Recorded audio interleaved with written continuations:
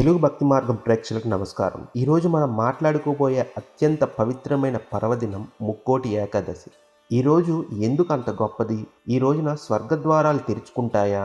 ఈరోజు ఏ పనులు చేస్తే పుణ్యం, ఏ పనులు చేయకూడదు అన్నీ పూర్తిగా ఈ వీడియోలో తెలుసుకుందాం. వీడియో చివరి వరకు చూడండి. మీ జీవితం మీద మంచి ప్రభావం తప్పక ఉంటుంది. ఏకాదశి అంటే 11వ తిథి.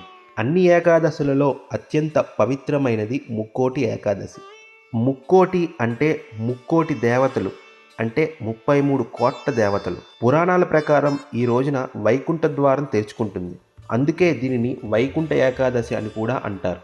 ఈరోజు శ్రీ మహావిష్ణువు, లక్ష్మీదేవి, ముక్కోటి దేవతలు అందరూ భూలోకానికి దిగి వస్తారని శాస్త్రాలు చెబుతున్నాయి. ఈ రోజున ఉపవాసం, భక్తితో పూజ చేసిన వారికి 1000 ఏకాదశుల పుణ్యఫలం లభిస్తుందని నమ్మకం. ఈరోజు ఒక్కరోజే భక్తితో గడిపితే జన్మజన్మల పాపాలు నశిస్తాయని పురాణ వాక్యం.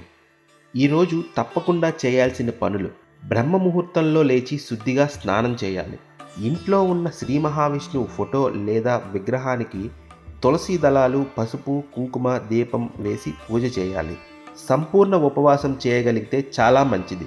లేకపోతే పండ్లు, పాలు, సాత్విక ఆహారం మాత్రమే తీసుకోవాలి. ఈరోజు ఓం నమో నారాయణాయ, గోవింద గోవింద అని నామస్మరణ చేయండి. కనీసం విష్ణు సహస్రనామం లేదా భగవద్గీత ఒక అధ్యాయం చదవడం చాలా శుభం. ఈ రోజున చేసిన దానం ఎన్నో రెట్లు ఫలితాన్ని ఇస్తుంది. అన్నదానం, వస్త్రదానం, పేదలకి సహాయం చేస్తే మహాపుణ్యం. ఆలయంలో వైకుంఠ ద్వారం గుండా దర్శనం చేస్తే మోక్ష మార్గం సులభమవుతుందని నమ్మకం. ఈ రోజున మాంసం, మద్యం, పొగాకు సంపూర్ణంగా వర్జించాలి.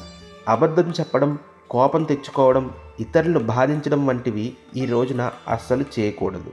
పగలు నిద్రపోవడం ఈ రోజున అస్సలు చేయకూడదు.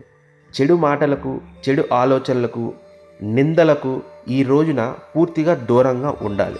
నేనే గొప్ప అన్న భావన ఈ రోజున చాలా హానికరం. వినయం చాలా ముఖ్యం. ముక్కోటి ఏకాదశి రోజు నియమంగా ఉండగలిగితే ఆర్థిక సమస్యలు తగ్గుతాయి, ఆరోగ్యం మెరుగుపడుతుంది, మనసుకు ప్రశాంతత లభిస్తుంది, పూర్వజన్మ పాపాలు క్షీణిస్తాయి, మోక్ష మార్గం సులభమవుతుంది. ఈరోజు భక్తితో ఒక దీపం వెలిగించిన దేవుడు తప్పకుండా ఆశీర్వదిస్తాడు. ముక్కోటి ఏకాదశి అనేది సాధారణంగా పండుగ కాదు, మన జీవితాన్ని మార్చే పవిత్రమైన రోజు. ఈ వీడియో మీకు ఉపయోగపడితే లైక్ చేయండి, మీ కుటుంబ సభ్యులకు షేర్ చేయండి. తర్వాత మా తెలుగు భక్తి మార్గం ఛానల్ని సబ్స్క్రైబ్ చేయండి. మీ జీవితంలో శ్రీ మహావిష్ణువు కృప ఎల్లప్పుడూ ఉండాలని కోరుకుంటూ మీకు, మీ కుటుంబ సభ్యులకు ముక్కోటి ఏకాదశి శుభాకాంక్షలు. జై శ్రీమన్నారాయణ.